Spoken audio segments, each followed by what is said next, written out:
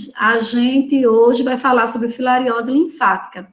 O enfoque da aula é filariose, né? Apesar de que também a gente fala de outras filárias, né? Agora, de uma forma, vamos assim dizer, mais rápida, né? O enfoque maior realmente é em filariose linfática, tá certo?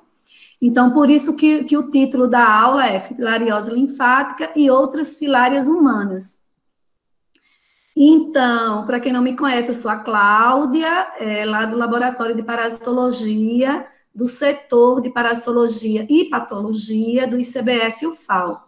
E aí a gente vai falar sobre filariose hoje.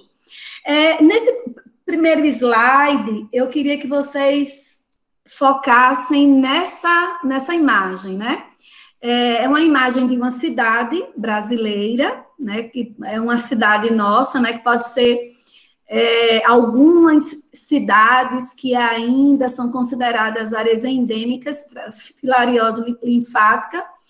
E nessa imagem, a gente vê que tem uma pessoa sentada, observe, com a perna muito inchada, né, tanto que a filariose linfática, vocês lembram, é conhecida popularmente como elefantíase, devido a essa forma sintomática crônica, não é? Onde as pessoas incham, principalmente os membros inferiores. E aí vocês estão olhando, né? Uma pessoa com uma perna inchada e outras pessoas passando, parece assim um centro da cidade, né? E essa pessoa que está com a perna inchada, ela está literalmente à margem da sociedade, né? Ela está pedindo esmolas, vivendo de esmolas. Por quê? Porque esse retrato é um retrato muito forte da filariose linfática. Por quê? Porque ela é uma infecção causada por um helminto, né, um parasito, e que não leva à morte a pessoa, não é? Mas deixa a pessoa completamente à margem da sociedade. Ela não tem condições de suprir o próprio sustento, né? Então, só resta a esses indivíduos ficarem nas ruas pedindo esmolas, né? Vamos assim dizer, à margem e esperando o compadecimento dos outros, né? Então, essa é uma imagem muito forte, por isso que eu gosto de começar a falar sobre essa doença, mostrando essa imagem, né? Que está inserido, claro, no contexto socioeconômico do nosso país, né? Então, vamos lá.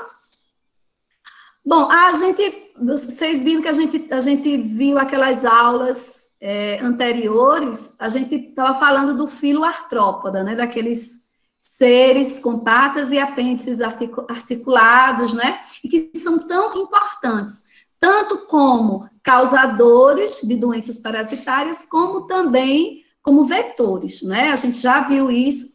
E hoje a gente vai começar a falar de um outro filo, também extremamente importante, né? Que são os asquelmintes, né? Que são os chamados popularmente de vermes.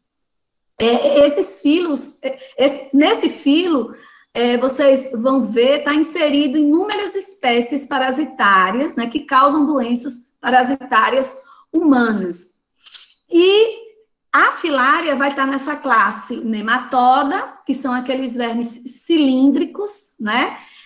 Vocês já ouviram falar da lombriga, né? Porque a lombriga é um verme macroscópico, a gente vê, pronto, é da mesma classe da lombriga, né? É um verme cilíndrico, é um nematoda.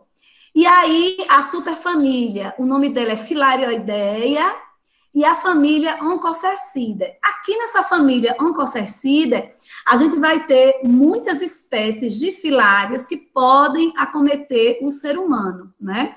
Muitas delas não ocorrem no nosso país, mas algumas espécies ocorrem.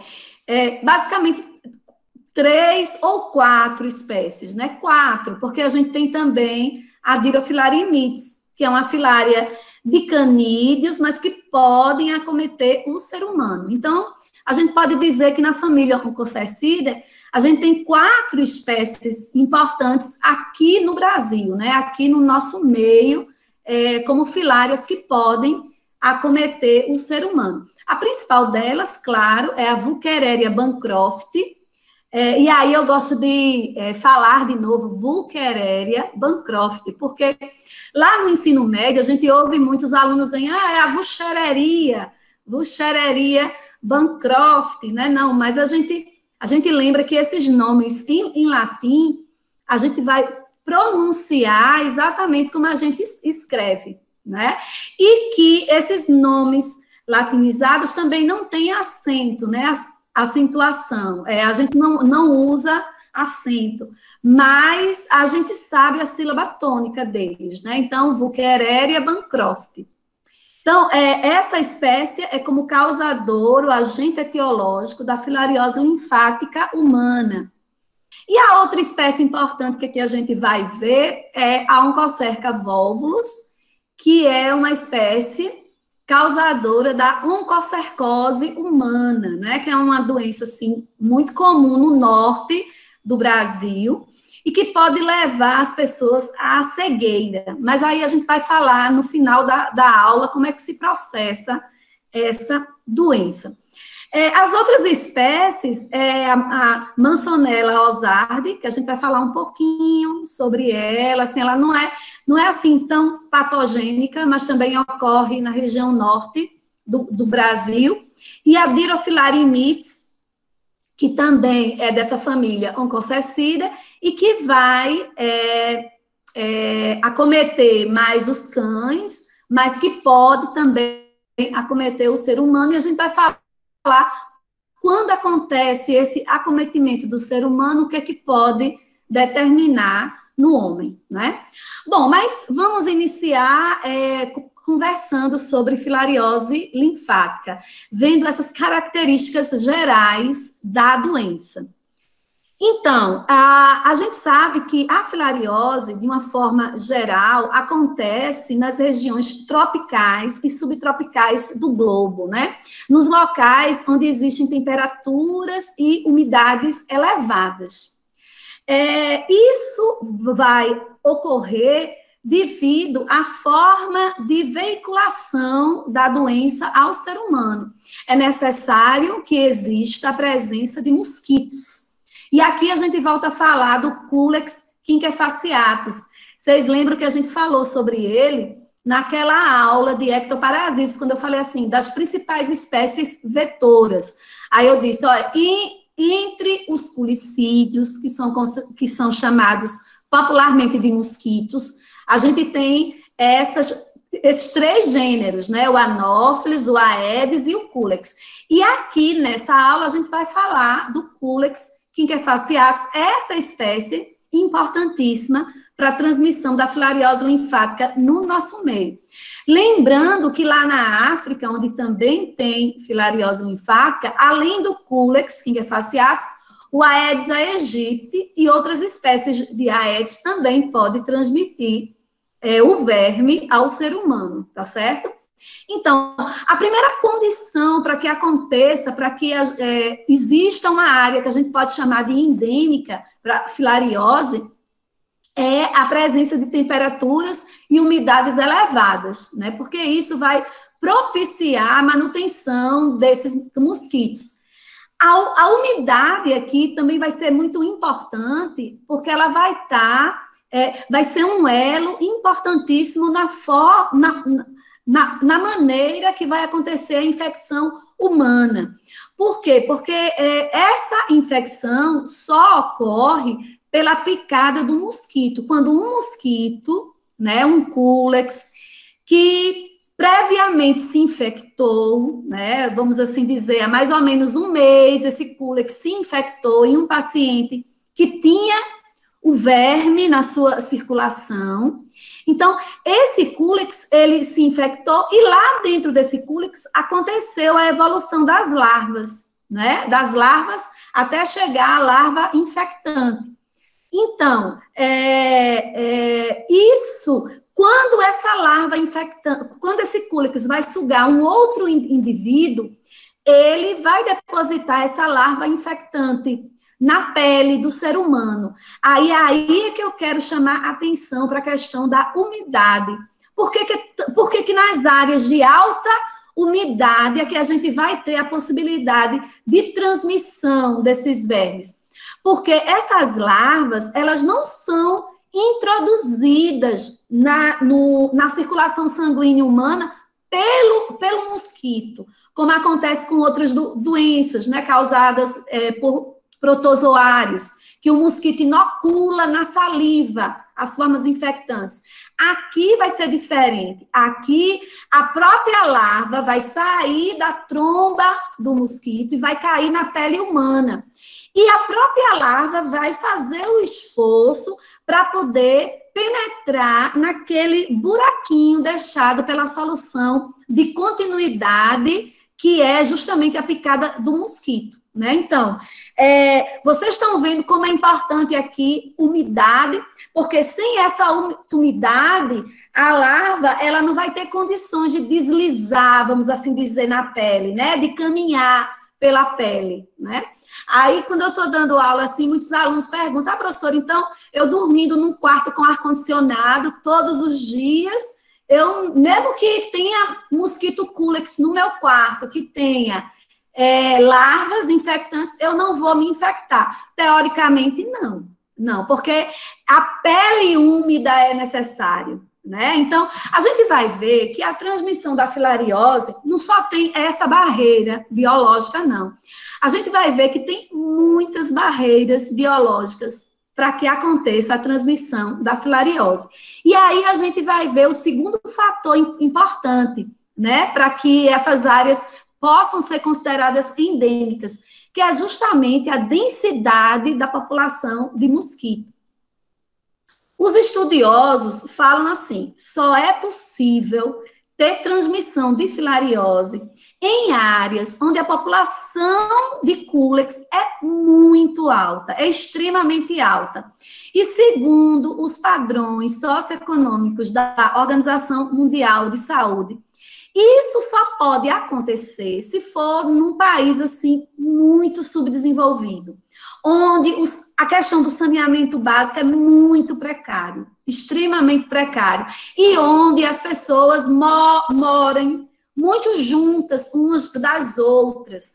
Muito comum a gente observar isso nas regiões socioeconomicamente desprivilegiadas das cidades brasileiras. Então, a gente já tem isso já é um ambiente favorável, a gente tem umidade alta, a gente tem baixíssimos índices de saneamento básico, populações de cúlex muito alta, então a gente tem condições, né? A gente, vamos assim dizer, preenche os pré-requisitos para que aconteça essa transmissão, que na teoria a gente fica assim, abismado de ter tantas barreiras teóricas, né, e de ocorrer, mesmo assim, ocorrer essa transmissão na prática, né? Então, aí vocês já viram, a densidade de mosquitos tem que ser muito. O segundo ponto é justamente a presença do homem infectado. A gente chama esse homem infectado pelo verme causador da filariose linfática, que é a Wuchereria bancroft, a gente chama esse homem de portador microfilarêmico. Microfilarêmico por quê? Porque na circulação sanguínea desse homem, ele vai ter o que a gente chama de embrião do verme, né? A gente chama de microfilária. O embrião do verme é a mesma coisa que microfilária. Então, é por isso que a gente chama esse homem de portador microfilarêmico. Por quê? Porque ele vai ter microfilárias circulantes no sangue, né? Então, o homem é a única fonte de infecção. Não existe nenhum outro animal para essa espécie que foi encontrado naturalmente infectado, somente o ser humano, né? O homem, o Homo sapiens. Então, quando a gente vai ler alguns textos sobre a coevolução entre as espécies, né, parasitárias e o ser humano, com certeza a filária, a avoqueréria, sempre vai estar lá como exemplo, né? Porque é uma doença muito antiga, né? Os papiros mais antigos que se falavam sobre doenças no ser humano já falava sobre a filariose.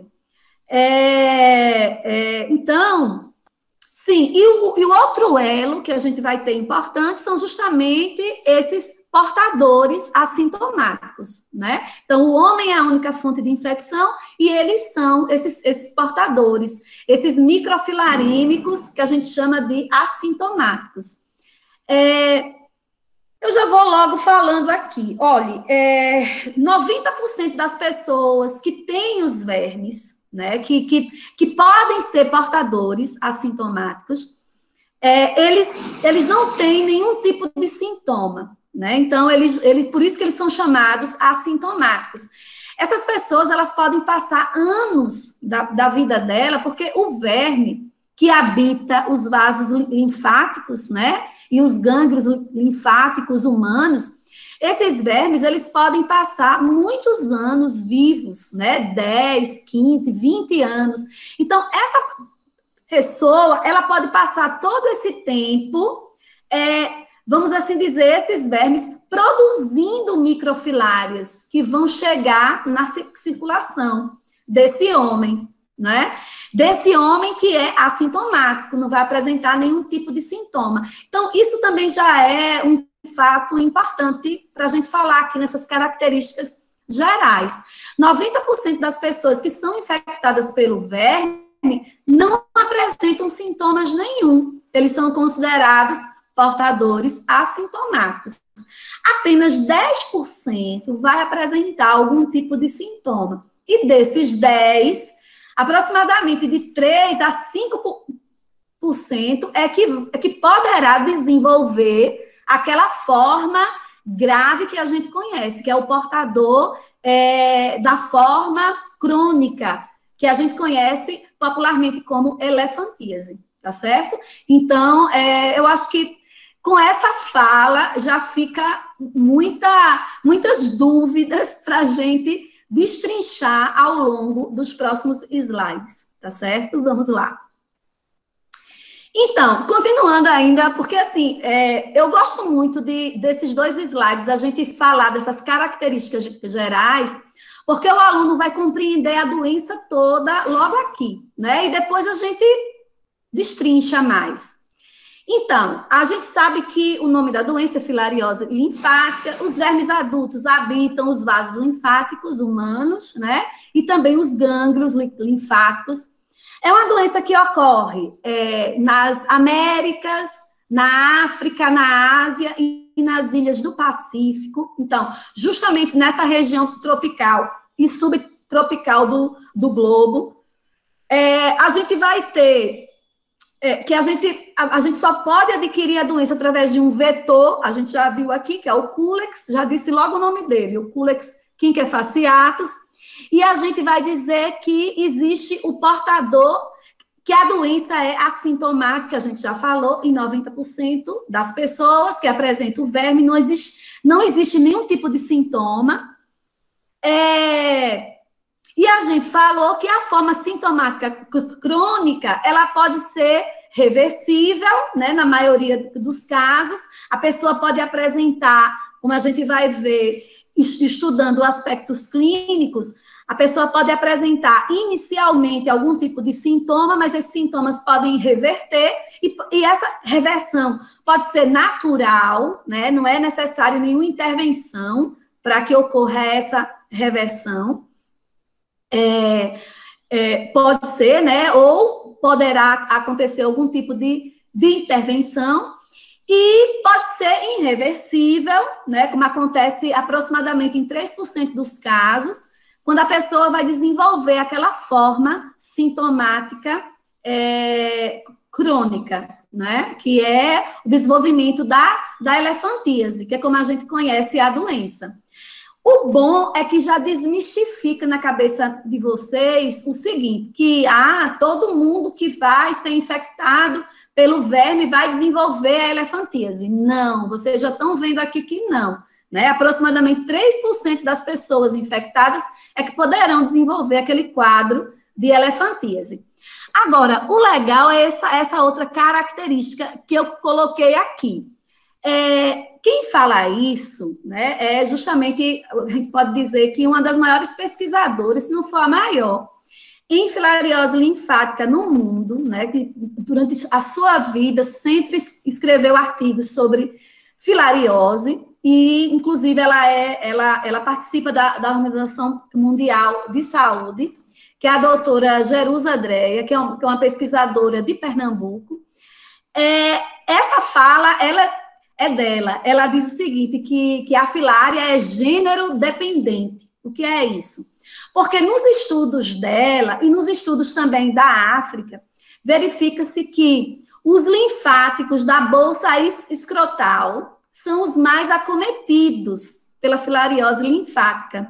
É por isso que ela fala, a filária, que é feminina, escolhe, né, e prefere o gênero masculino, que tem os linfáticos na bolsa escrotal.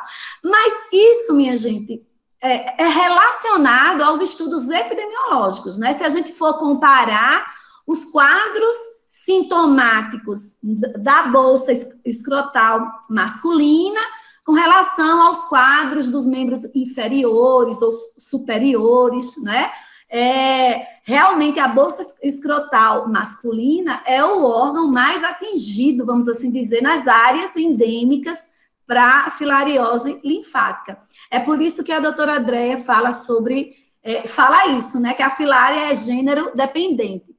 E espécie específica, aí vocês já entenderam quando eu falei o seguinte, que não existe outro animal que foi encontrado naturalmente infectado com essa espécie, né? E não existe nenhum animal de laboratório que a gente possa infectar. Por esse motivo também, alguns aspectos com relação ao tratamento, né? A gente não tem, assim, uma clareza maior. Porque não é como uma esquistossomose, que a gente pode pegar animal de laboratório e inocular e estudar, né? No caso da filária, da Wuchereria bancroft, o único ser que pode ser infectado, né, que já foi encontrado infectado, é justamente o ser humano. Então, vamos continuar aqui. Tá aí regiões tropicais e subtropicais do globo, né? São as áreas onde a gente vai acontecer, as áreas endêmicas para a filariose. Observe que na África, Ásia, está quase tudo vermelhinho, né? Nessa região tropical e subtropical. Agora, observem aqui que nas Américas, o vermelhinho é em alguns pontos. A gente tem o Nordeste do Brasil, tá vendo? A região Norte também. A gente tem também a América Central, né, algumas áreas da América Central. Então, assim, são esses pontos considerados endêmicos ainda, né? Então, no Brasil, que vai interessar a gente, há uns 15 anos atrás, há uns 20 anos atrás, essas cidades eram consideradas endêmicas. Belém, né, no Pará, a cidade de Recife, a cidade de Jaboatão dos Guararapes, Olinda também e Maceió, né? Só que, mais ou menos entre 2003 e 2005, Belém e Maceió foi considerado áreas livres, né? Áreas não endêmicas, porque nessas cidades ocorreu um estudo e, vamos assim dizer, elas receberam um certificado de livre da endemicidade. Mas a gente sabe, ao longo da nossa fala, vocês vão ver que é muito perigoso quando a gente fala sobre um certificado desse, numa doença que depende de fatores biológicos, né? Então, nessas áreas, por isso que eu coloquei uma interrogação, tanto Belém quanto Maceió, são áreas que é necessário se fazer reavaliações, né, epidemiológicas, periodicamente, né, sei lá, de 10 em 10 anos, seria importante, né, porque são áreas muito antigas, também a região sudeste, né, no estado de Santa Catarina, também foram áreas antigas de presença da filariose, de áreas endêmicas, né, então, só que esses locais necessitam ser reavaliados frequentemente, né? Então, vamos continuar. Bom, mas atualmente, somente retornando para a gente fechar aqui, atualmente, né, para os órgãos oficiais de saúde pública, somente a cidade de Recife, Jaboatão dos Guararapes e Olinda são consideradas áreas endêmicas de filariose linfática no Brasil, ok? Essas áreas nunca receberam esse certificado, né? Bom, agora vamos conhecer os vermes, né? Conhecer quem é o protagonista dessa doença, né? O agente etiológico.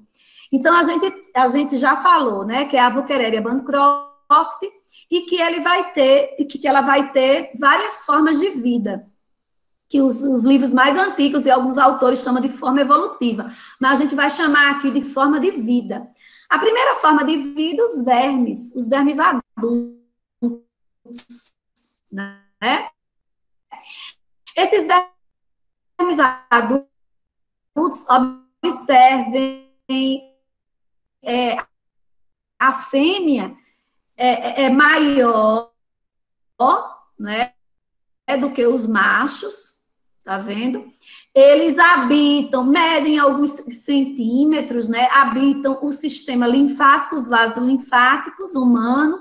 Eles ficam dentro dos gânglios linfáticos, né? Tá aqui o macho e aqui a fêmea. O macho mede aproximadamente 4 centímetros, enquanto que a fêmea, aproximadamente 10 centímetros. Tá vendo? E o macho, ele vai apresentar, como a gente vai observar em todos os vermes cilíndricos, essa característica de diferenciação sexual, né, que é a extremidade posterior enrolada, né, isso a gente vai observar em todos os outros vermes cilíndricos. Bom, a gente tem as microfilárias, que eu já falei sobre elas, né, que quem tem microfilárias, né, o paciente que tem a microfilária é considerado um portador assintomático de microfilárias. Elas estão aonde? Nos capilares. Vocês sabem que os vasos linfáticos têm ligação com os vasos sanguíneos, né? E nessa ligação, as microfilárias atingem os capilares sanguíneos. Então, existe o que a gente chama de periodicidade de microfilárias na circulação humana. Olha que interessante, durante o dia, essas microfilárias ficam localizadas mais comumente nos capilares pulmonares e durante a noite, elas migram para a circulação sanguínea periférica. Isso coincide, e não é por acaso, que ocorre o hematofagismo, o horário mais comum do hematofagismo do cúlex, né? A gente sabe que o cúlex, quinquefaciatus, inicia o seu reparto sanguíneo no ser humano durante a noite, a partir das 10 horas. E ele vai ter o pico, assim, lá para meia-noite, 1h da manhã, que coincide com o pico de microfilaremia na circulação periférica sanguínea do ser humano, né? Observem que é tudo uma sincronia, né? Como se fosse uma orquestra que cada um toca no seu ritmo, né? E aí, a gente diz que a filariose que ocorre aqui nas Américas, ela é chamada de periódica, né? Porque vai ter essa periodicidade noturna, essas microfilárias. Mas na África, tanto a gente vai ter a forma periódica, quanto também a forma aperiódica. Ou seja, tanto faz durante o dia ou durante a noite, essas microfilárias ficam na circulação sanguínea periférica, né? E também na África, a gente vai ter não só o cúlex, que tem hábito hematofágico noturno, mas também a gente vai ter o Aedes, que tem hábito hematofágico diurno, que também vai ser um transmissor da filariose na África, né? Mas entre nós, a gente já fechou que é o cúlex, e a gente tem a filariose do tipo periódica, né? Existe um período, que no caso é o período da noite, que a gente vai ter microfilárias na circulação sanguínea periférica humana. Bom, como é essa microfilária? Ela vai apresentar, isso daqui, minha gente, é uma lâmina corada pelo Giemsa, né, que é um corante. É por isso que a gente vai ver essas células germinativas, né? Então, você vai ter as células germinativas, a gente vai ter essas microfilárias, elas medem 250 micra, né? Elas são microscópicas, claro, e elas vão apresentar como se fosse um saquinho, recobrindo todo o embrião, tá vendo? Isso que eu estou apontando, que a gente chama de bainha. Isso é uma característica dessa espécie, da Wuchereria bancroft. Então, a microfilária de Wuchereria bancroft tem a bainha, né, e tem as células germinativas. Essas outras bolinhas que vocês estão vendo, é porque isso aqui é uma gota espessa de sangue, e na gota espessa a gente retira as hemácias, mas deixa os leucócitos. Essas outras bolinhas roxas são leucócitos, certo? Bom, e aqui eu coloquei as 3 espécies, não coloquei a dirofilária, né? O que eu falei a vocês são 4, mas as 3 espécies de filarídeos que a gente tem. A Wuchereria bancroft, que seria essa que tem bainha, e as outras que não tem a bainha, que é a Manzanella ozardi e a Onchocerca volvulus. E a gente vai diferenciar, a gente que vai fazer o diagnóstico lá no laboratório, a gente vai diferenciar justamente pela presença de bainha, ó, e pela disposição dessas células germinativas no final, né, na extremidade posterior da microfilária, tá certo? Bom, mas vamos continuar. Então, isso aí é leucócito, como eu falei, né, e a bainha. Não se preocupe que esses slides serão disponibilizados posteriormente, né, no AVA. Então, a gente vai ter aqui um trabalho, sim, aí eu já vou falando que lá no setor tem 2 pessoas que participaram da história viva desse grande trabalho epidemiológico que foi feito na década de 90 sobre a epidemiologia da filariose linfática no estado de Alagoas. 2 pessoas que sou eu e professora Ana Brito. Então, eu sempre digo ao Wagner, para aula de filariose, eu coloco a Ana, porque a gente participou, né, desse grande trabalho. Aí a gente pode, assim, trazer diversas informações dessa época, né? Que a gente já chama de época, né? Porque meus cabelos já estão brancos. Então, um dos trabalhos que a gente fez, que a gente participou da equipe, que eram coordenados, né, por 2 professores da UFAL, que era a professora Eliana Rocha e professor Gilberto Fontes. E, na época, a gente fez o curso de biologia, a gente começou a fazer mestrado, doutorado nessa área, né? Depois eu fiz o doutorado em outra, mas o meu mestrado foi especificamente nessa área, e eu trabalhei nesse período. E esse daí é um dos trabalhos desse período, que foi desde 1990 até mais ou menos 2004. Foi quase 15 anos esse trabalho epidemiológico. E devido a esse trabalho que Maceió hoje detém um certificado de livre, né, de transmissão. Mas, como eu falei anteriormente, é necessário que se faça novas reavaliações. E nesse trabalho, a equipe, né, a professora Eliana, o primeiro autor, a gente vai compreender essa microfilária, essa microfilaremia de portadores de Woolkeria Bancroft de Maceió.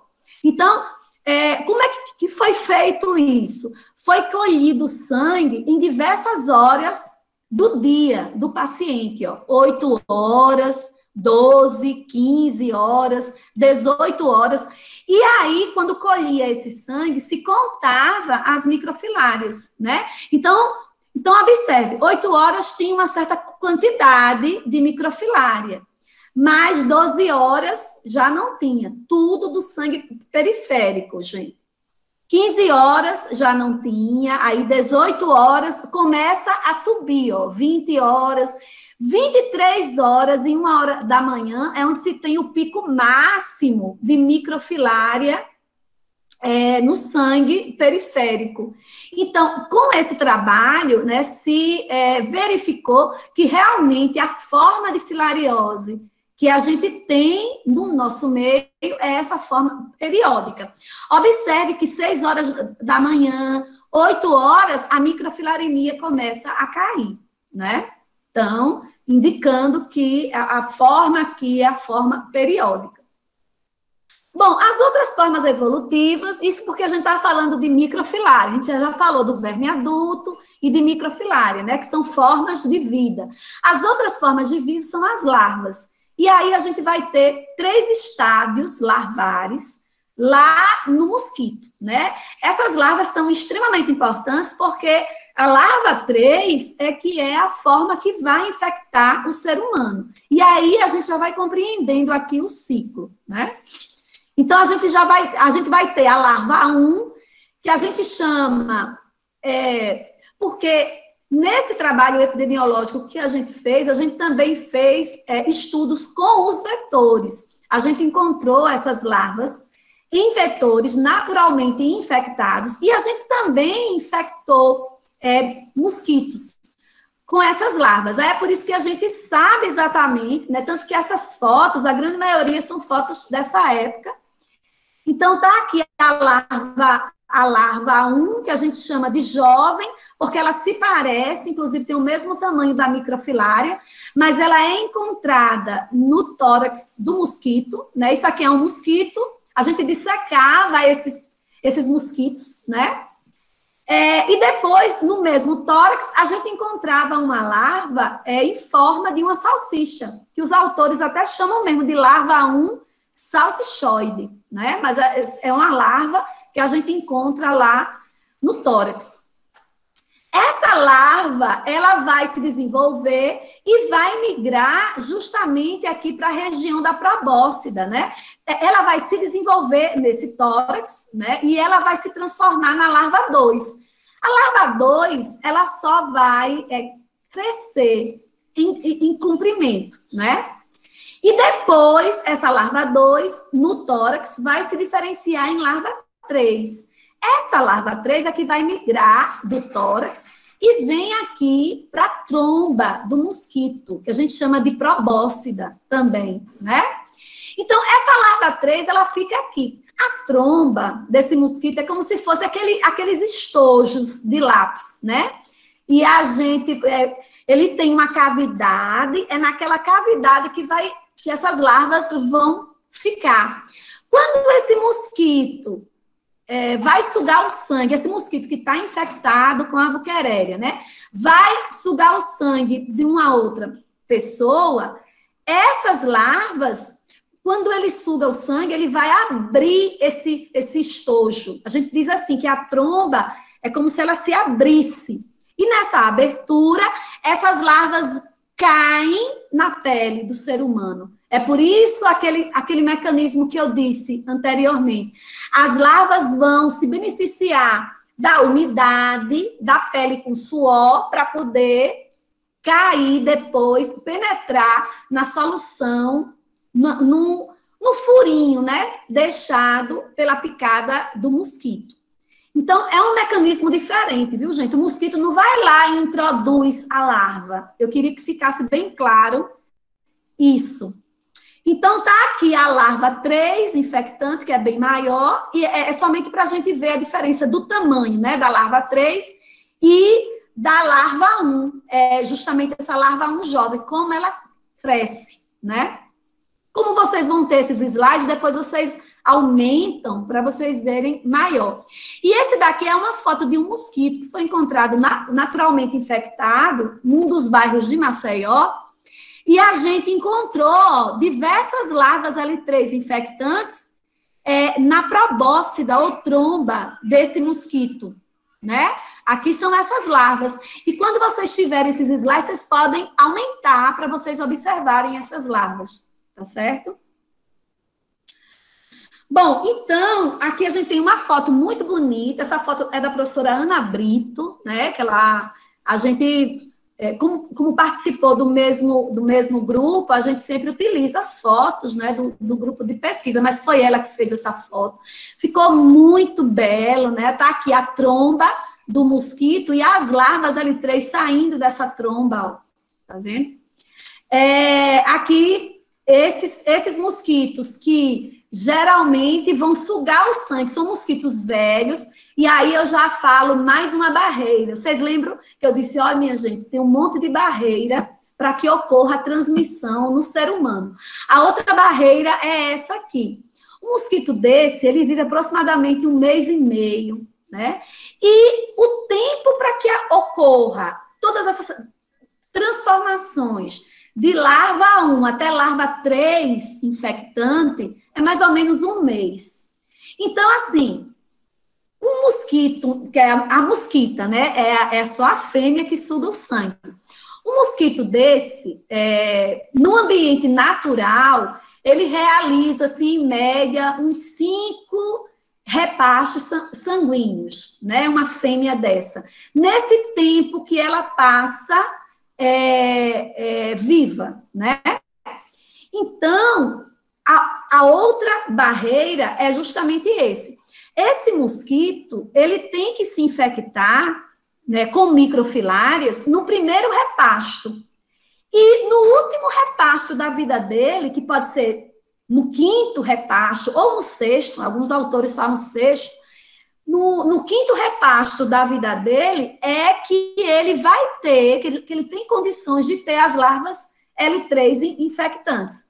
Por quê? Porque se ele se infectar no 2º repasto, no 3º repasto, ele vai morrer antes de velhice, tá vendo? Então, mais uma barreira. É por isso que é preciso ter muito mosquito.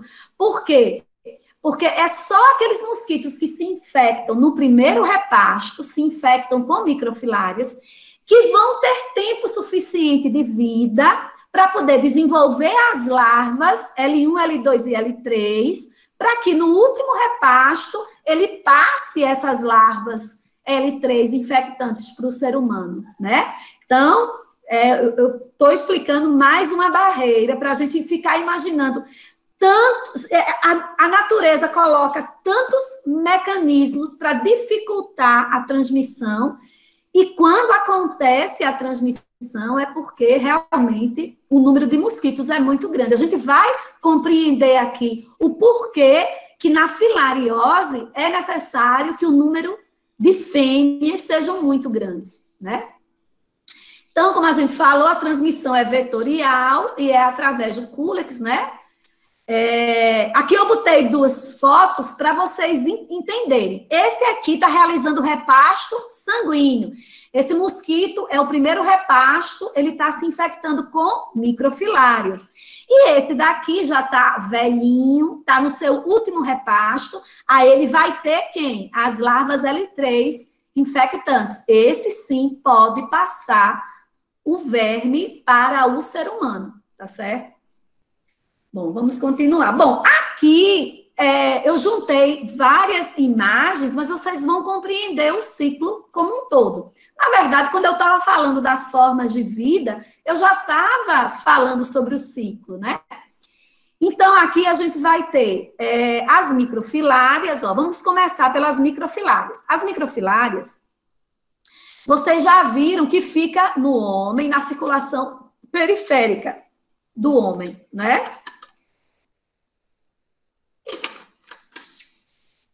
E vocês já sabem que, durante o dia, essas microfilárias ficam localizadas nos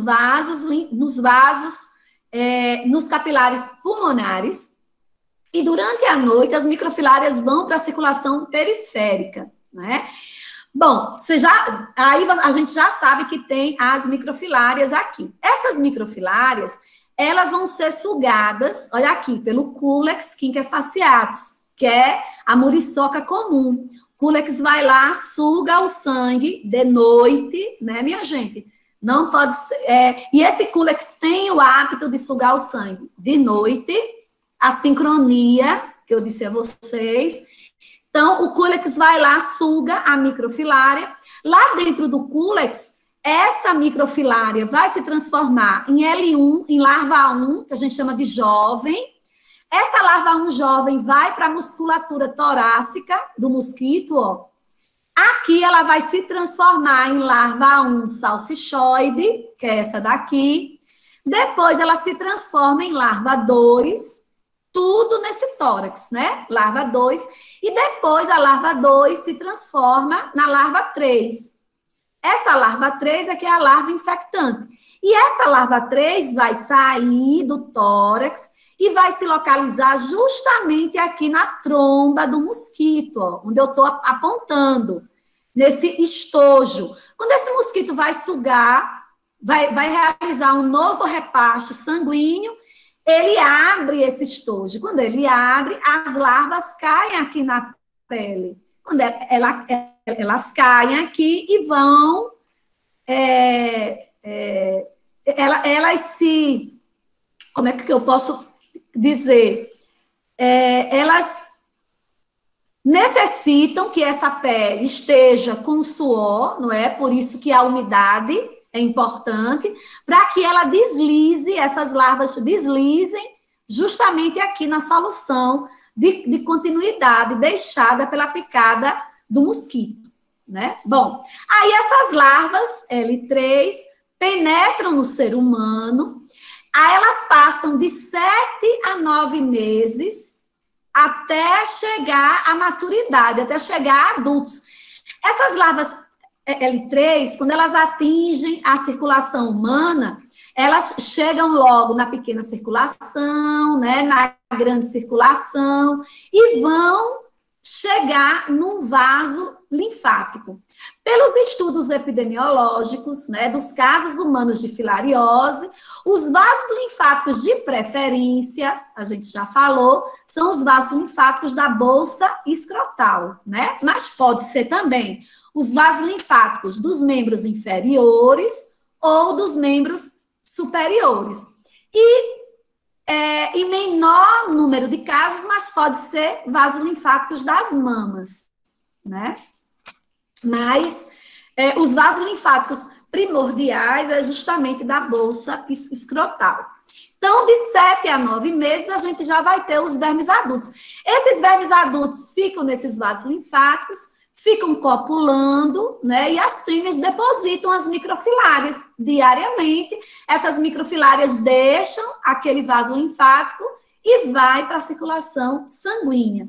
Lembrando que esses vermes têm uma longevidade muito alta, né? Eu já até falei, 10, 15, até 20 anos, né? Eles podem ficar vivos, produzindo microfilárias, tá certo? Bom, vamos lá.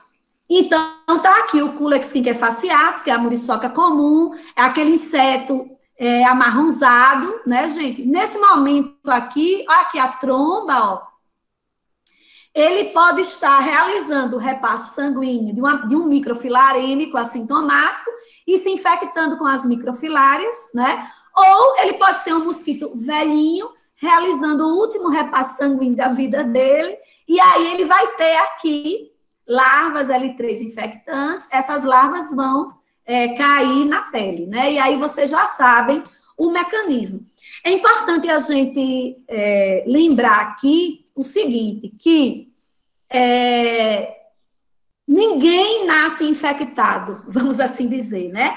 Tanto o hospedeiro vertebrado, que é o homem, como o hospedeiro invertebrado, que é o inseto, necessita se infectar, né, na sua fonte de infecção, né? Então, a fonte de infecção para os mosquitos é justamente os microfilarêmicos assintomáticos, né?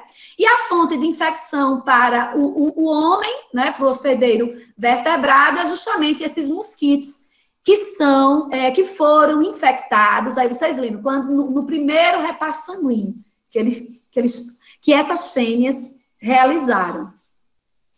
Eu gosto muito dessa foto. Aqui são fotos da época do grupo de pesquisa, né? Do grupo de pesquisa em filariose. E aqui, essa foto é uma foto de microscopia eletrônica. Uma foto muito bonita. O autor ganhou um prêmio, né? Então, aqui está a pele, ó, do ser humano. E aqui está a cabeça do mosquito com as antenas, tá vendo? E aqui a tromba.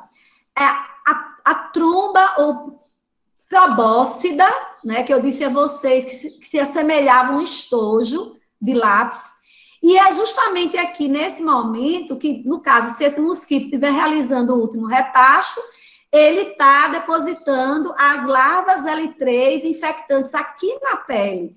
E aí essas larvas, por esforço próprio, chegarão até essa solução de continuidade, né?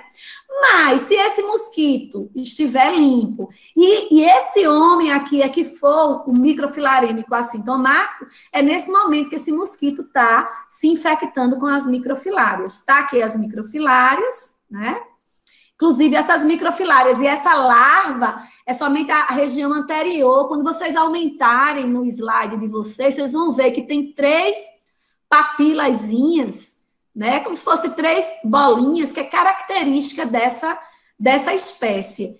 E aí, aqui são as larvas L3, não a larva toda, somente uma parte dela, ó, e aqui a microfilária. Então, esse momento pode acontecer infecção, dependendo da onde que está, que você está falando sobre o ciclo. Poderá estar acontecendo a infecção tanto do homem ou do homem aqui, né, com as larvas L3, ou poderá estar acontecendo a infecção dos mosquitos com as microfilárias, certo? É por isso que eu gosto desse slide, porque a gente fecha e ninguém deixa de compreender o ciclo, né?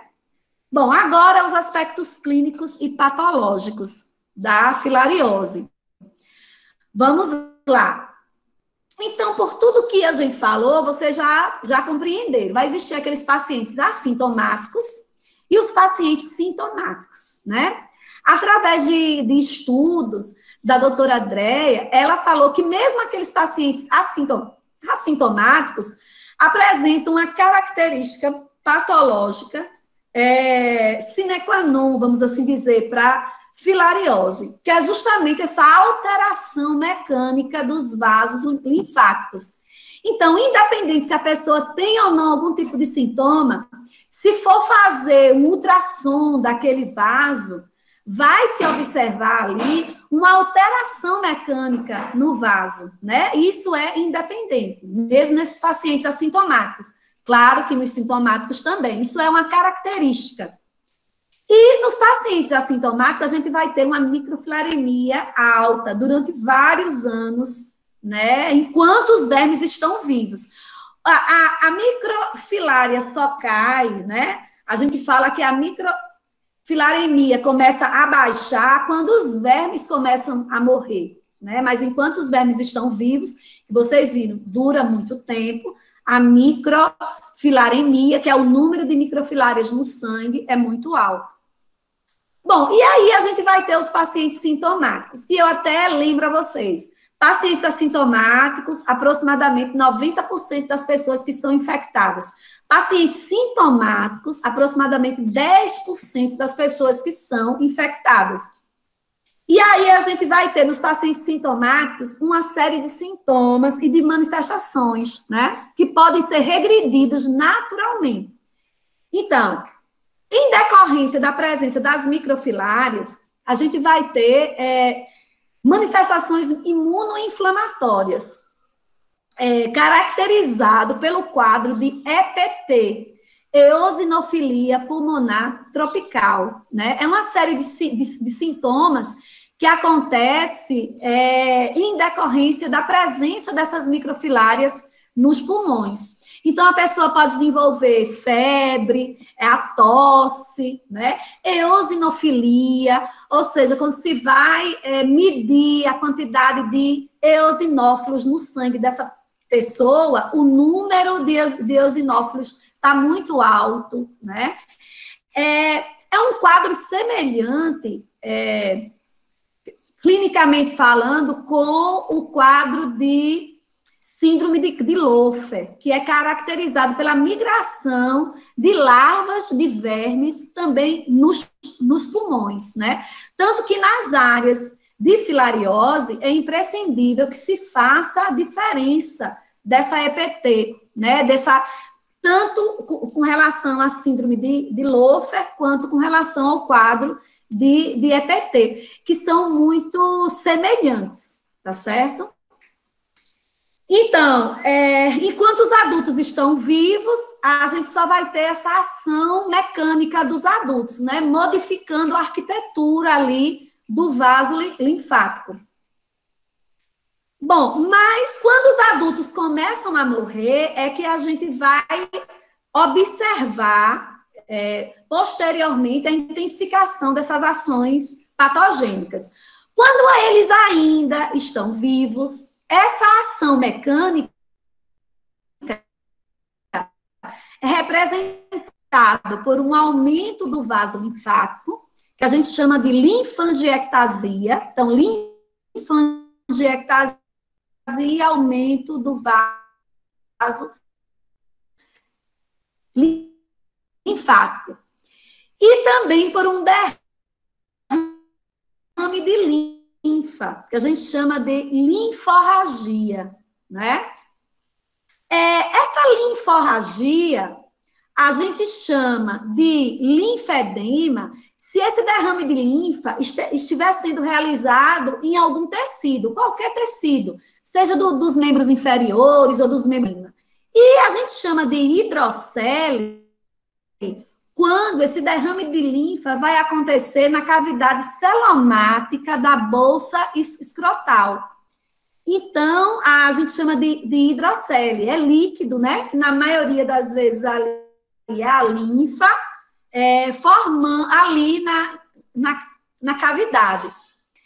Essa hidromes, né, que vocês vão estudar em diversos livros, celomática da bolsa escrotal, a linfa é gordurosa, né? E aquele líquido é um líquido gorduroso, por isso que é chamado também de quilocele, né? É um líquido gorduroso, rico em gorduras, ali na cavidade celomática da bolsa escrotal.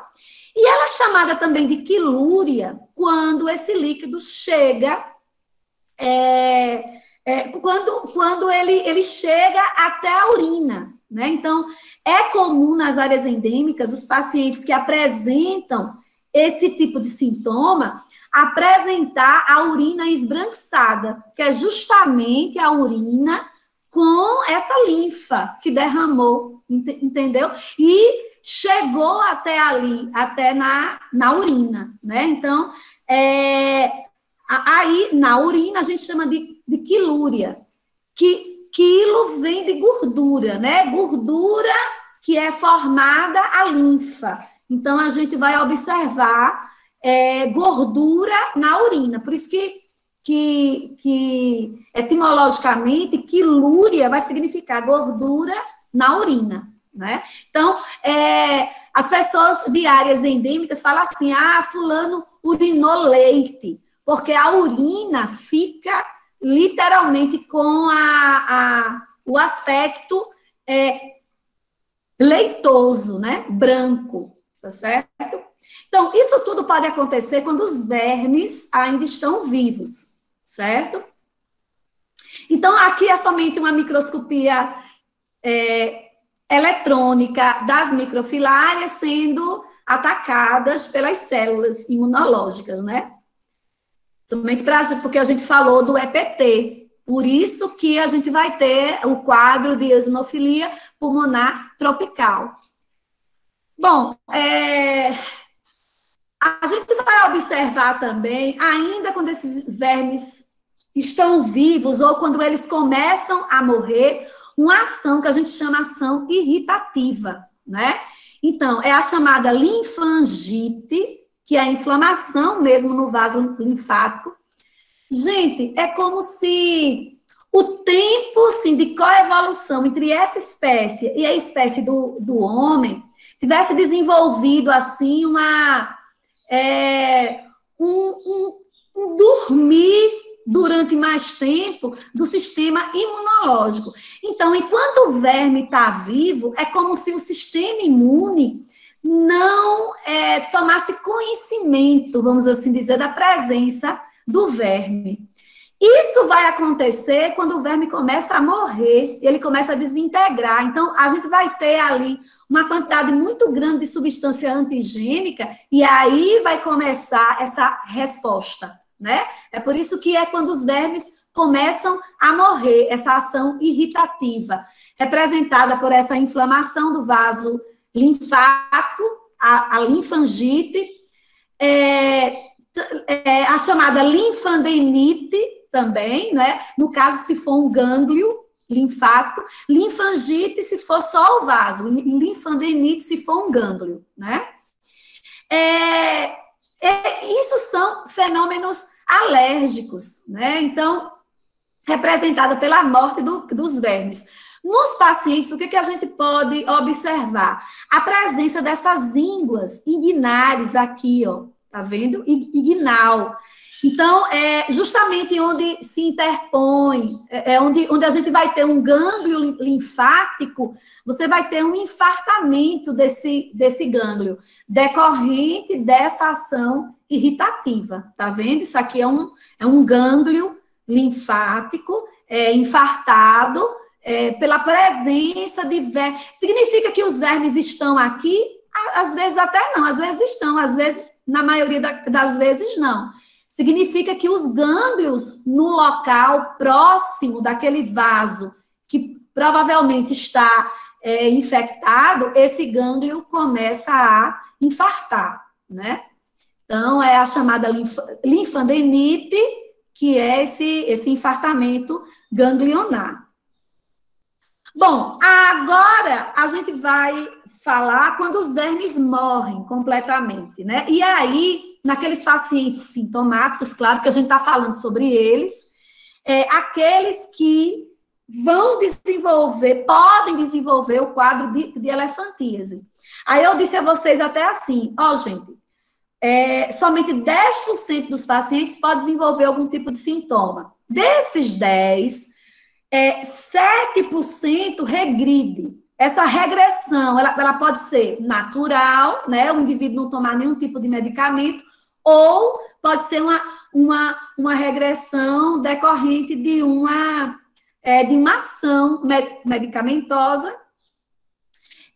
Agora, 3% desses pacientes necessariamente vão evoluir para o quadro de elefantíase. E isso está dissociado até da questão do tratamento, né? A gente vai ver aqui, até pelos estudos decorrentes da doutora Andréia, que o quadro de elefantíase, ele vai ser manifestado, né? Ele vai ser implantado. Isso eu lembro muito das palestras dela, quando ela falava assim, você vai ter elefantíase quando os vermes erram o caminho. Olha que interessante. Por quê? Porque, naturalmente, eles vão se localizar nos vasos linfáticos profundos, né? Isso assim, é o mais comum. Como é que eu falo assim, o profundo? Longe da pele. Longe da pele. Mas alguns vermes, eles erram o caminho, eles se localizam nos vasos linfáticos mais próximos da pele.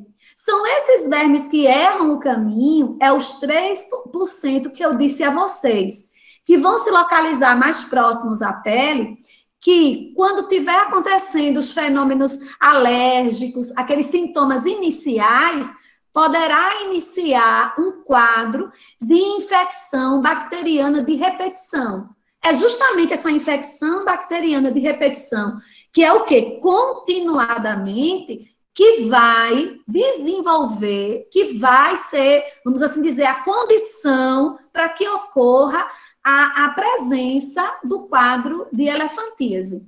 Observem, então, nesses pacientes crônicos, a gente vai ter, nesses pacientes onde os vermes estão morrendo, né, nos sintomáticos, uma baixa de microfilaremia, claro, né, ausência de microfilária. Se você fizer o exame de sangue, que seria a gota espessa de sangue, você não vai encontrar microfilária nesses pacientes. Ele está desenvolvendo sintomas, mas você não encontra microfilários, né?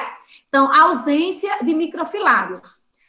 Aí, o que é que ocorre? Para ele desenvolver elefantíase, é isso que eu falei, os vermes adultos precisam estar localizados nos linfáticos mais externos. Esses linfáticos externos compreendam aqueles mais próximos à pele.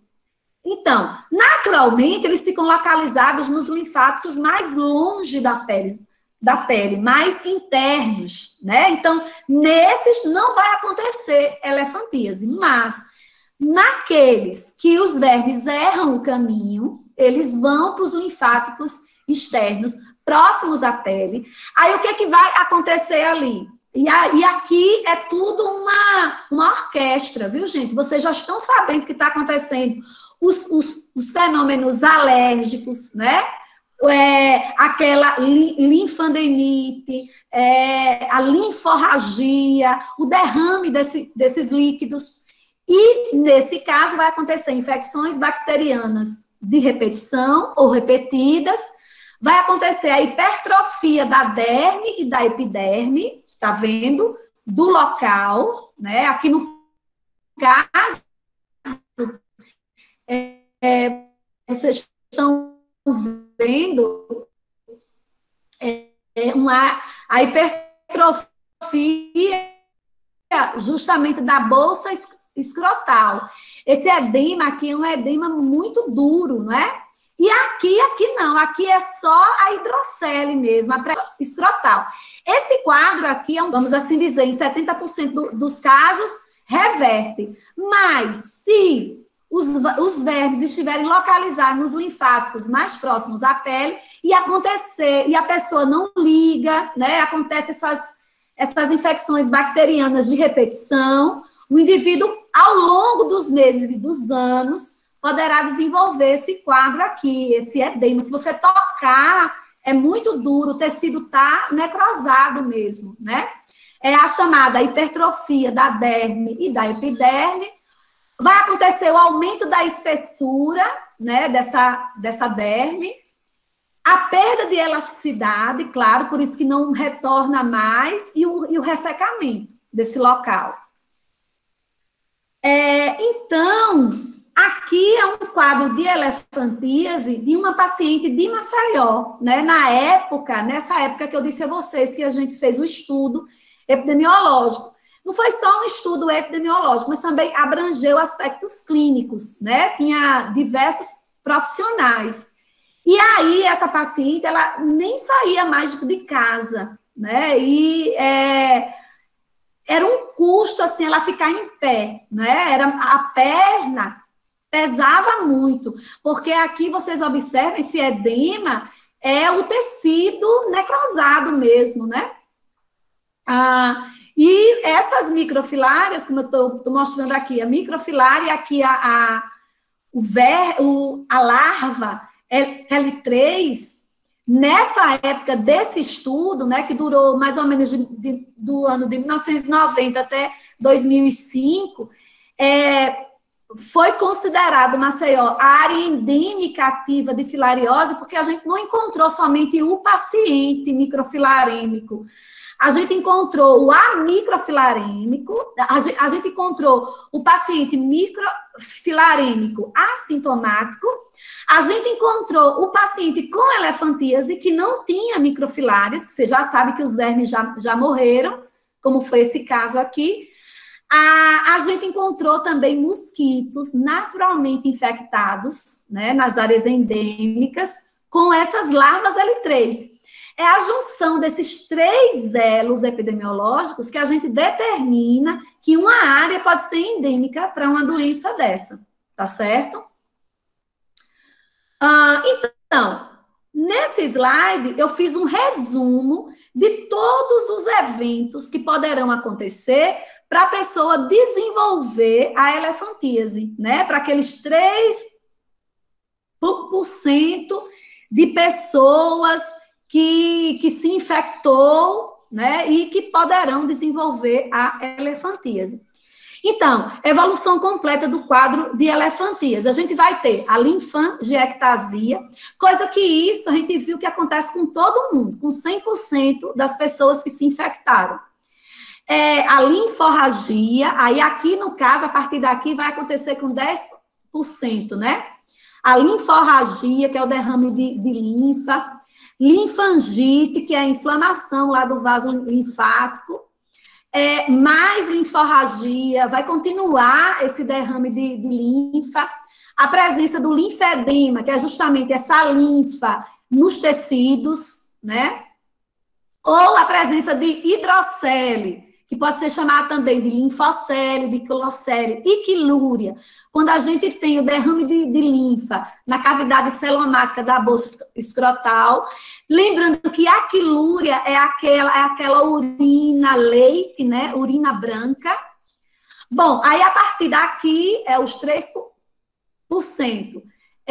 Se esses vermes adultos estiverem localizados nos linfáticos externos, eles erraram o caminho natural, né? Vai acontecer infecções bacterianas de repetição, hipertrofia da derme e da epiderme, aumento da espessura, tanto da derme e da epiderme, a perda de elasticidade e o ressecamento. Aqui a gente tem o quadro de elefantíase, como vocês estão vendo. Eu gostaria de chamar a atenção para um outro fato, assim, muito importante nessas infecções bacterianas de repetição, e fúngica também, viu, gente? As pessoas que começam ou que apresentam alguma parte do seu corpo, aqui nas Américas a gente tem a bolsa escrotal e as pernas e os membros inferiores. E principalmente o homem, ele começa a ter a sua bolsa escrotal inchada, ele vai começar a entrar também num quadro psíquico depressivo, igual se for nos membros inferiores. Vocês sabem, qualquer doença que afeta o físico da gente vai ter uma sequela na saúde psicológica, né? Isso é muito importante porque, nesse caso aqui, porque as pessoas geralmente começam a se esquecer de si. Se esquecer de si é o quê? Não fazer a sua higiene adequadamente, né? Não tomar o banho, porque ela começa a querer até nem ver, nem olhar para aquele membro que está inchando, vamos assim dizer, né?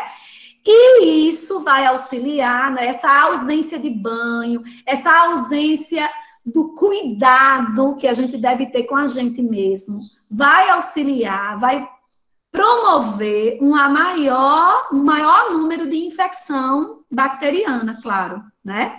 E é em cima disso que a doutora Dreia fez lá em Recife, Jaboatão, em Olinda, os chamados clubes do lava-pés. Nessas áreas hiperendêmicas, as pessoas aprendem a fazer a higiene correta do seu membro afetado, no caso dos membros inferiores. E nesse clube do lava-pé, somente lavando com água e sabão barato e água, esse edema não desaparece completamente, mas diminui consideravelmente, restaurando a autoestima nessas pessoas, né? Então, é importante a gente falar isso. Então, aqui algumas fotos de atlas, né, de livros, mostrando essa hidrocele. Olha aqui a quilúria, que eu disse a vocês, a urina branca, em comparação com a cor da urina normal, né? Lembrando que esse quadro de hidrocele, ele pode reverter tranquilamente, mas ele também pode evoluir dependendo da infecção bacteriana de repetição para elefantíase, certo? Então, mais uma vez aqui, ó, mostrando não só, imagina a quantidade de bactérias aqui nessas infecções, né? Mas também infecção fúngica, viu, gente? Aqui é um local onde se juntou, aqui é uma foto da África, várias pessoas com elefantíase. Lá na África é muito mais comum do que entre nós, né? Tem até fotos em internet mostrando um time de futebol inteiro de homens com elefantíase da bolsa escrotal. Aqui é uma foto também de atlas, né, de livro, mostrando até que tamanho, até que ponto pode chegar essa infecção bacteriana de repetição, né, e esse aumento desse órgão. Aqui não vê mais nem o pênis, né, somente juntou tudo. Aqui é uma paciente do Pará, uma paciente de 16 anos, que teve elefantíase das mamas. Também é uma foto muito comum que a gente vê em livros, onde é mais rara esse tipo de elefantíase, mas pode acontecer. E aqui a gente vê infecção bacteriana também de repetição, né? Aqui é uma paciente de Recife, justamente da doutora Andréia, foi ela até que me cedeu essa foto para que eu mostrasse a vocês, onde essa paciente não caminhava mais, né, só era de uma perna, tá vendo? Ela teve que ser internada. Aqui pode ser feita uma intervenção cirúrgica para diminuir um pouco esse quadro, né? E, claro, o ponto máximo e a limpeza correta, claro, do órgão afetado, né? Bom, aqui, com relação ao diagnóstico da filariose, de linfangites, né, daqueles gânglios infartados, e também do quadro de eosinofilia pulmonar tropical. Por exemplo, se for nessas áreas, mesmo em áreas que hoje já não tem a transmissão, né, está livre da transmissão, mas são áreas mais antigas, como eu já disse a vocês, né, que no Brasil tem diversas áreas, inclusive aqui em Maceió, é muito importante que vocês desconfiem também de filariose, né? Mas a gente só vai ter a certeza se a gente for fazer o teste no laboratório, para a gente encontrar as microfilárias, né? Que é a pesquisa de microfilária, através da gota espessa de sangue. É um teste simples, agora é aquela história. Por ser um tipo de filariose periódica, né, que a gente tem, a gente só pode realizar esse teste retirando sangue da circulação sanguínea periférica do paciente durante a noite, né? A partir das 11 horas é um período bom para a gente colher o sangue desse paciente. A gente colhe, pode fazer uma punção da polpa digital, né, com uma lanceta descartável. A gente colhe 3 gotas, a gente pode colocar as 3 gotas dessa forma, ou a gente pode fazer um retângulo, com as bordas bem certinhas. Isso aqui é muito importante, no momento que a gente vai ler a lâmina, não perder nenhum campo, né?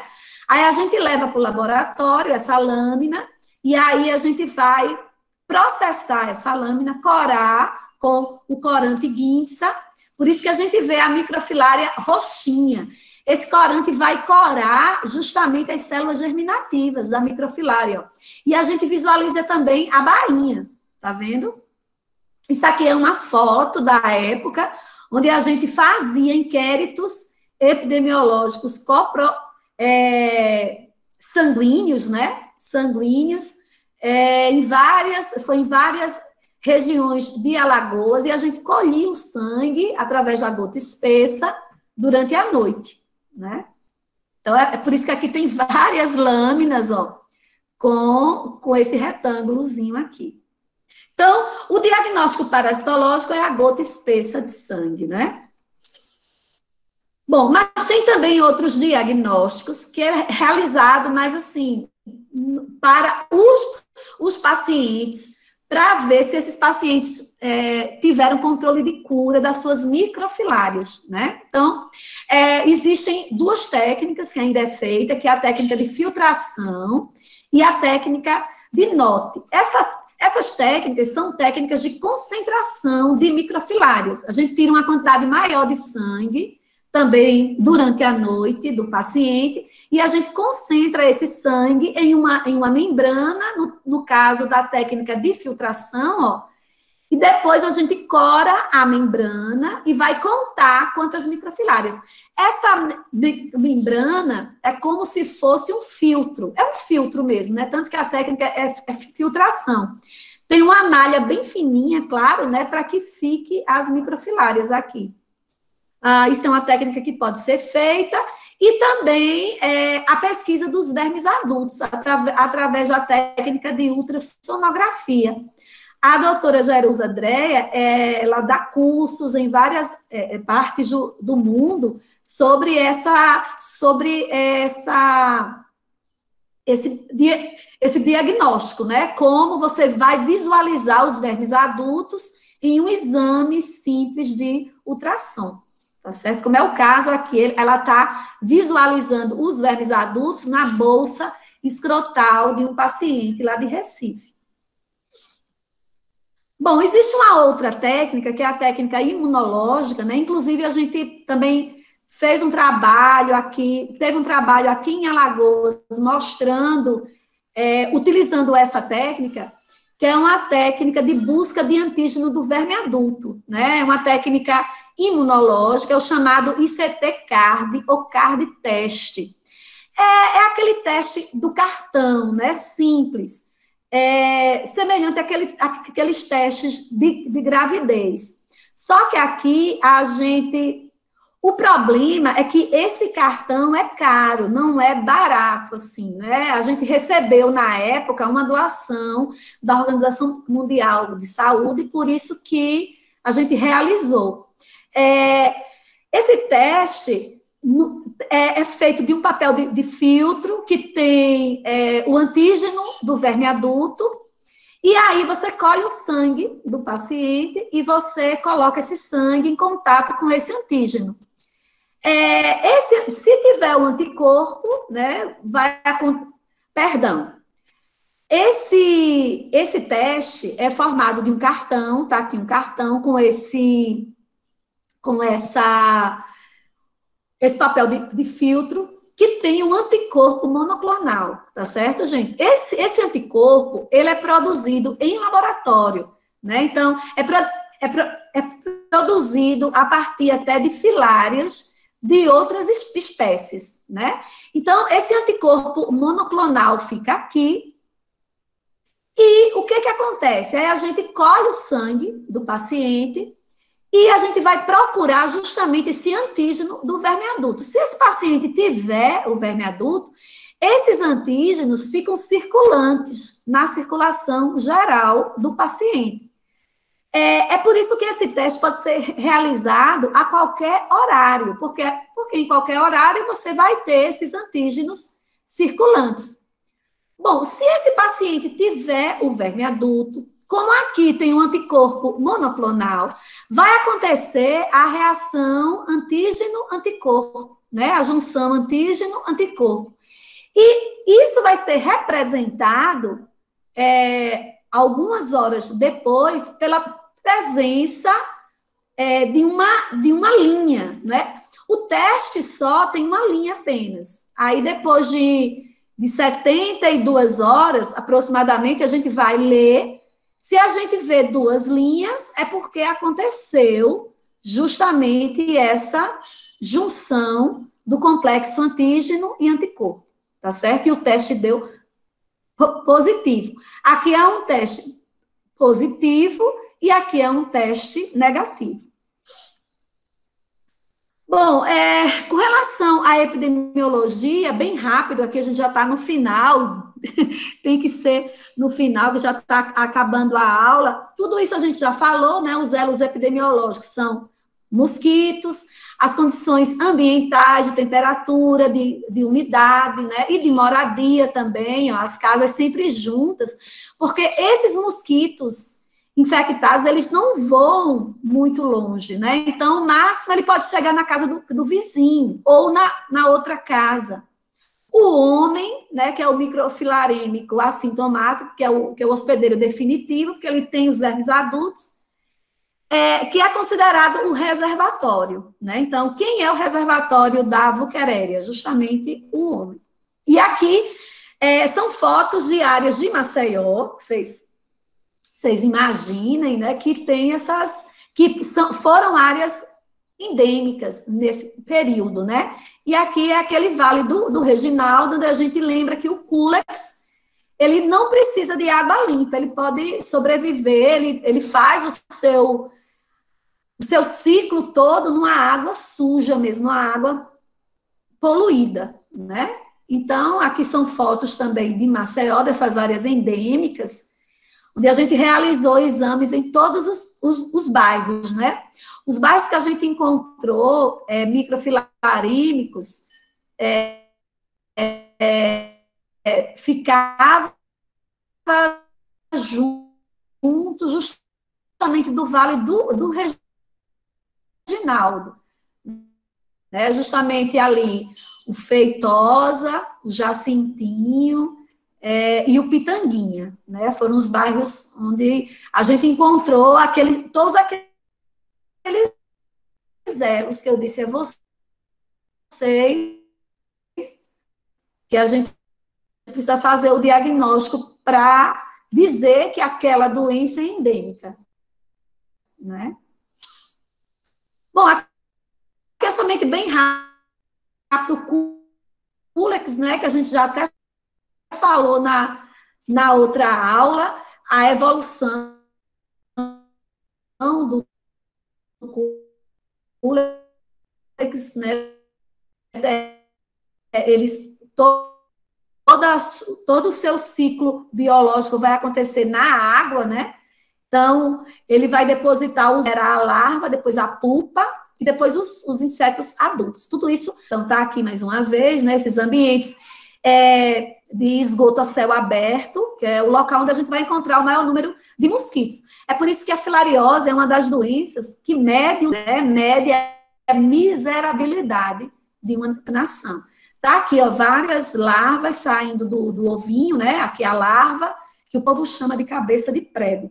Aqui é o nascimento de um mosquito, bem interessante, saindo da pulpa, um mosquito adulto, ele é macho, vocês já sabem por quê. Aqui, bem rápido, a gente sabe que na África, tanto a Aedes quanto o Culex, que o Aedes aegypti daqui pode transmitir também a filariose.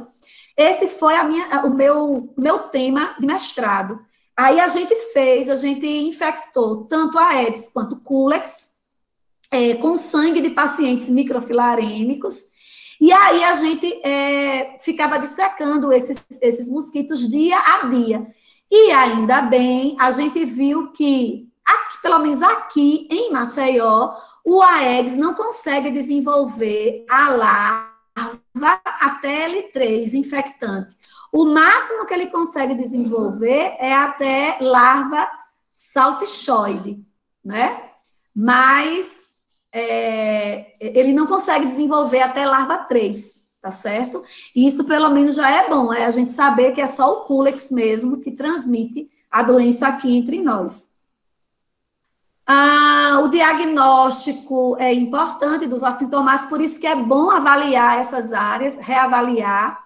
Existe o tratamento, que eu vou dizer a vocês daqui a pouco, das pessoas infectadas, e combate ao vetor, né? Medidas, uso de mosquiteiros, uso de inseticidas, né? Para diminuir a quantidade de mosquitos.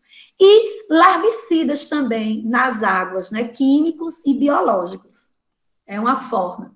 Com relação ao tratamento, tem o citrato de dietilcarbamazina, que é conhecida como DEC, que é a droga de escolha, né, que é produzida pela Farmanguinhos, pelo laboratório lá da Fiocruz. E tem também a ivermectina, que também é usada. No caso de elefantíase, pode ser feita a cirurgia, né, plástica, como eu disse a vocês, e a limpeza e a fisioterapia do membro afetado, com água, sabão e anti-inflamatórios, né? Também tomadas antibactericidas. Agora a gente já terminou a aula, 15 horas, só tenho 10 minutos para falar de oncocercose, mas é bem rápido, viu, gente? Oncocercose é uma doença que acontece mais no norte do Brasil e que acomete principalmente as populações indígenas, levando cegueira para esses seres, né? Esses seres humanos. É causado por uma filária, é a Oncocerca volvulus. Os vermes adultos é semelhante à Wuchereria, só que eles não habitam os vasos linfáticos, e sim, eles ficam em nódulos na pele, né? Ficam formando nódulos. Eu vou mostrar slides, porque fica mais fácil da gente compreender. A oncocercose é muito importante no mundo inteiro, ó, né? Inclusive o Brasil está pintado todo. Estima-se em 25 milhões de infectados, com 300 mil cegos, devido às microfilárias de oncocerca, e 800 mil com danos visuais, né? 95% dessas pessoas vivem na África, e somente 5% no resto do mundo. Mas ela é distribuída em 30 países, né? Para vocês verem a importância dela. As populações acometidas, tanto da África, ó, quanto do Brasil, aqui das Américas. Aqui é mais as populações indígenas, né? Então, a gente vai ter a microfilária de oncocerca volvulus, eles vão ter vermes adultos e microfilárias, né, como eu falei, só que a microfilária de oncocerca não tem a bainha. E também, na extremidade posterior, a disposição das células germinativas é diferente, ó, a diferenciação da Wuchereria para oncocerca volvulus. A transmissão vai acontecer semelhante, o ciclo é semelhante ao ciclo da Wuchereria bancroft. Agora, a diferença vai ser com relação à espécie, que não é o culex. É um inseto conhecido como borrachudo ou pinhum, né? Chamado do gênero Simulium, né? Então, esse inseto é muito comum em regiões de cachoeiras. Então, é justamente nessas regiões de cachoeiras que a gente tem a transmissão da oncocercose. Então, como eu falei, os vermes, eles habitam a pele, formam nódulos na pele, tá aqui os vermes adultos, ó. A fêmea pode chegar até 40 centímetros, um verme grande, né? Enquanto que o macho só até 4, a fêmea cresce muito, formando esses novelos na pele. Por isso que a gente vê, fica macroscópico esse nódulo. Esses vermes podem durar até 15 anos vivos. E enquanto eles estão vivos, eles não causam nenhum problema. Quando eles morrem, é que eles começam a causar dor, porque vai iniciar ali um processo inflamatório. As microfilárias duram aproximadamente 2 anos também, né? Então, elas ficam muito tempo. Elas não ficam na circulação sanguínea, e elas ficam nos vasos linfáticos superficiais dos tecidos conjuntivos na pele.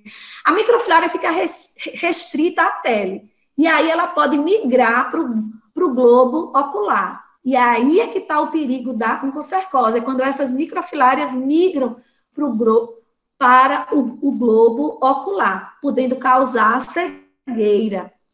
Então, os adultos ficam em nódulos subcutâneos e as microfilárias ficam no líquido intersticial da pele ou nos vasos linfáticos superficiais. As larvas L3 são depositadas na pele humana pelo simúlio. O ciclo, viu, minha gente? Vocês vão ver, eu não vou repetir, porque é semelhante da Wuchereria, tá certo? O que vai diferir são as espécies, né? Mas vai acontecer da mesma forma. A evolução das larvas 1, 2 e 3 lá no simúlio, né? Então, mais uma vez aqui, a patogenia é representada por o que a gente chama de oncocercomas, que são esses nódulos na pele.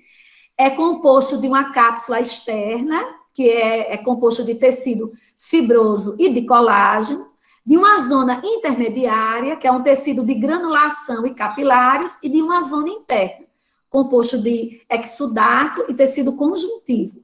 Lá dentro dessa cápsula vai estar os vermes adultos, são móveis e indolores. É aquilo que eu falei. Quando eles estão vivos, não causam dor nenhuma, não causam nenhum tipo de incômodo. Quando morre, vai ter a reação inflamatória, vai ter dor e fibrose do local. Então, tá aqui vários oncocercomas, aqui no couro cabeludo, ó.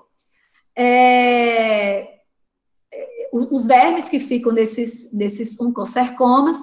Interessante que em regiões montanhosas, no Brasil, essa espécie de simúlio, o simúlio guianense, que é a principal espécie, e ela pica as pessoas da cintura para baixo. É por isso que os oncocercomas são vistos mais nas pernas, né, embaixo.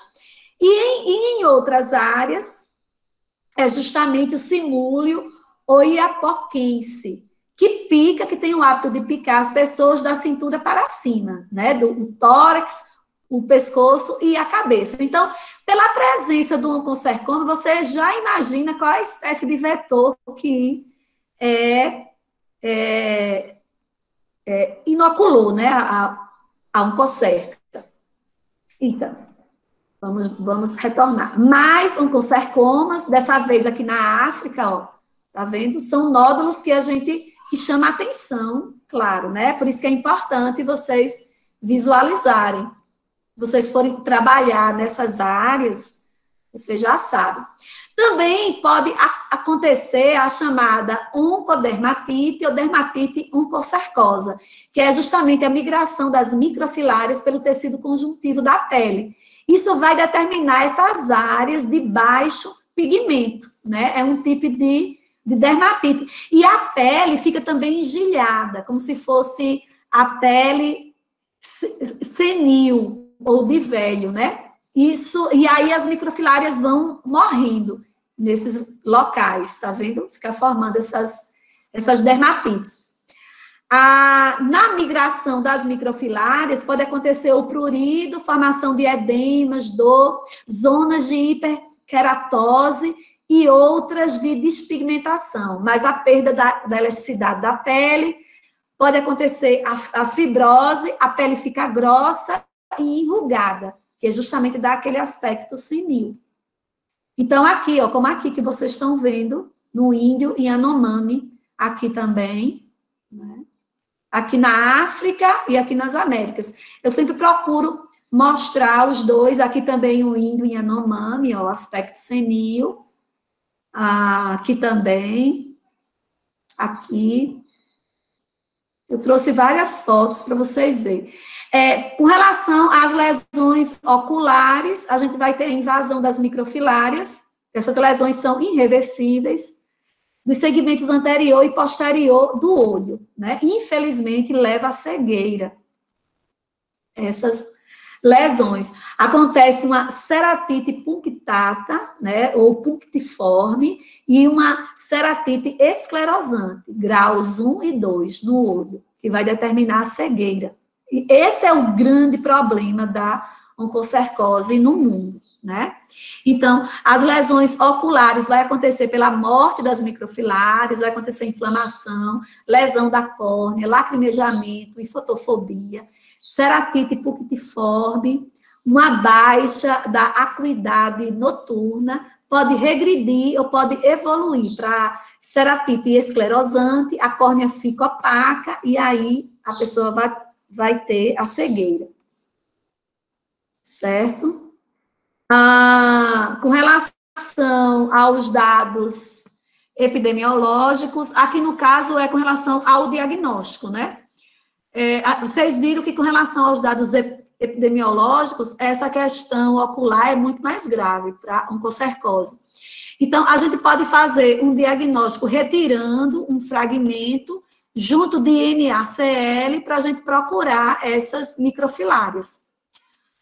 O diagnóstico clínico pode ser feito por oncocercoma, mas, claro, a epidemiologia, da onde vem a pessoa. E o laboratorial, através da biópsia de nódulos adultos, exame do líquido intersticial da pele e o exame do humor aquoso do olho, né, para verificação das microfilárias.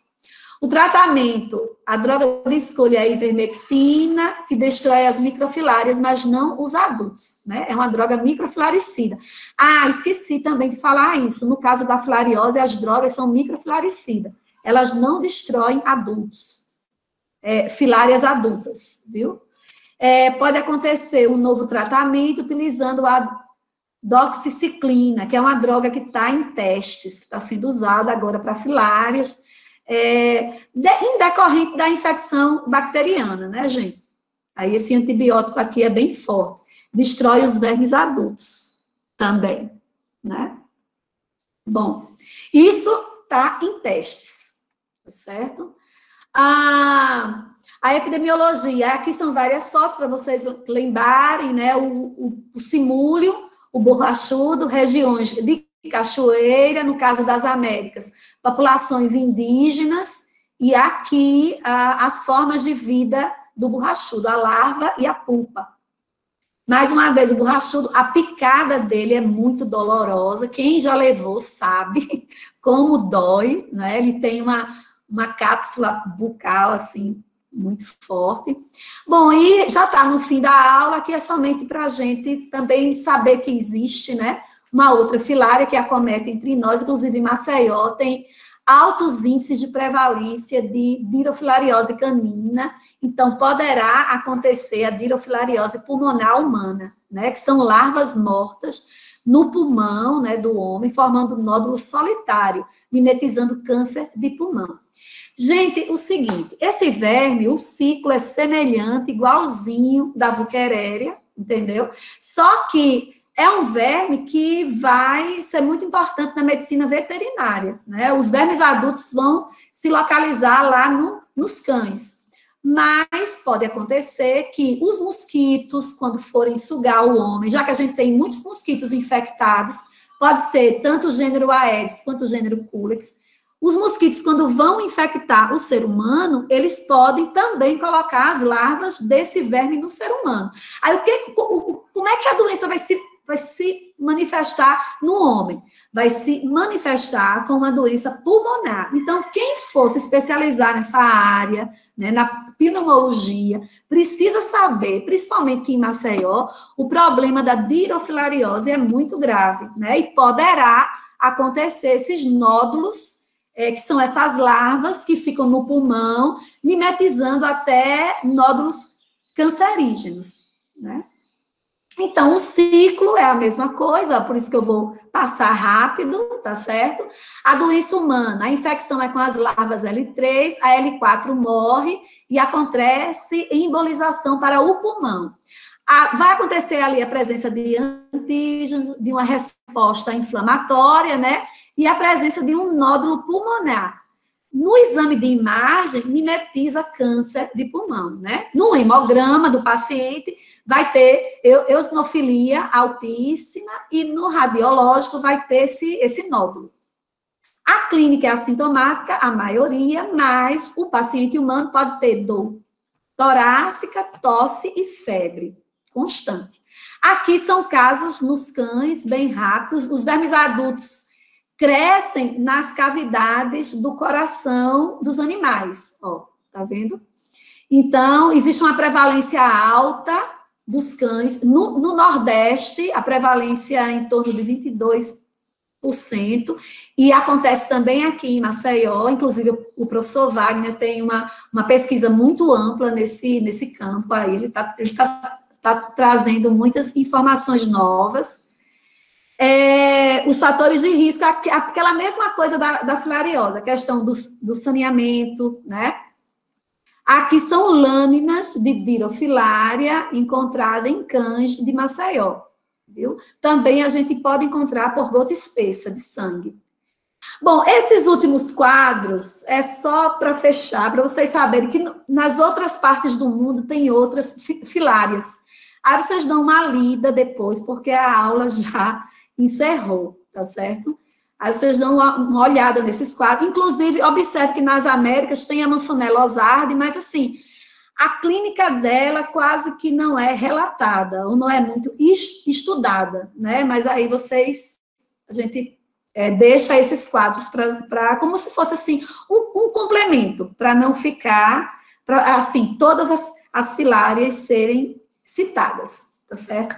Minha gente, Ave Maria, usei o tempo da aula de 15 e 20, mas é um desafio muito grande, né? A gente falar muita coisa em um curto espaço de tempo. Deixo a vocês com essa imagem maravilhosa do entardecer na região Yanomami, lá no norte do Brasil, e pensando nesse período difícil que a gente está passando, com esse poema aí, né? Amanhã eu fico triste, amanhã, hoje não, hoje eu fico alegre, e todos os dias, por mais amargos que sejam, eu digo, amanhã eu fico triste e hoje não, né? Esse poema foi encontrado na parede de um dos quartos de crianças judias, no campo de extermínio nazista de Auschwitz. Infelizmente, a humanidade tem essa chaga,